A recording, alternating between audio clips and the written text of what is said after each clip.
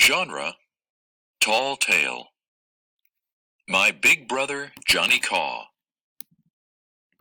I was just a tadpole of a girl when my family decided to leave the crowded city life behind.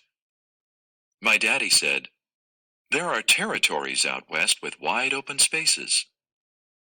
The Caw family needs room to grow." He was mostly talking about my big brother. At 15, Johnny had grown so tall that when he stretched out in bed at night, his head hung out the front door, and his feet hung out the back door, all the way into the chicken coop where the hens laid eggs between his toes. Mama loaded up the wagon with our belongings, and Daddy hitched up the oxen. We began to head west, but it wasn't long until Johnny hollered for everybody to stop. "We'll never get there with these slowpokes pulling us," Johnny scoffed. He unhitched the team and put one ox on each shoulder. "Mind you don't let them topple off," Daddy hollered. "Yes, sir," Johnny said. "Tadpole can keep an eye on 'em." He picked me up and set me on top of his head, where I had to hang on to handfuls of Johnny's red hair to keep from falling off. Then Johnny grabbed hold of the hitch and began pulling the wagon. "Wake up!" He never did have much sense of direction.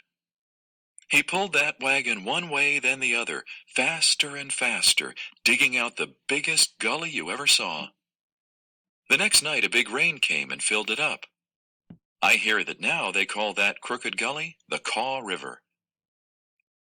Johnny pulled our wagon to a Kansas settlement, where people were trying to figure out how to raise crops. "Problem is these mountains," one settler said. "They are in the way." Johnny said that was no problem. He saw a big cottonwood tree, used a saw to cut it down, and whittled it into a giant scythe. Next he whacked the mountains off down near the ground, hauled them west, and piled them up in a big row. Today folks call them the Rocky Mountains. Everybody in Kansas was so happy with the nice flat land that they asked us to stay and homestead with them. We built a sod house and started planting wheat. Now one summer it was mighty dry. All of the wheat had started to shrivel up in the field. Our neighbors came and asked for Johnny's assistance.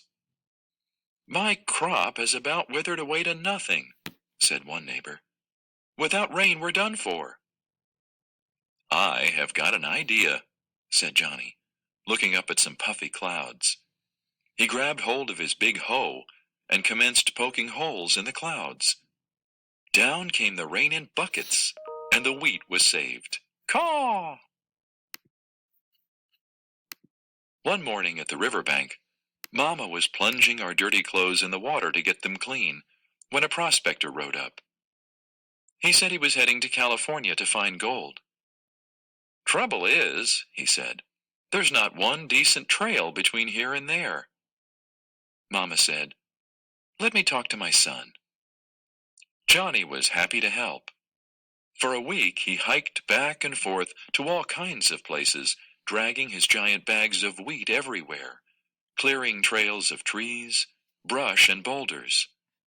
The Gold Rush folks were tickled to find good clear paths that they named the Oregon Trail, the Santa Fe Trail, and the Chisholm Trail. I'm sure glad our family ended up in Kansas. Our neighbors tell us that this is a bad place for twisters, but so far we haven't seen one. I can't wait, though. Johnny plans to lasso that twister and ride it like a bucking bronco. And he's promised his little sister a ride.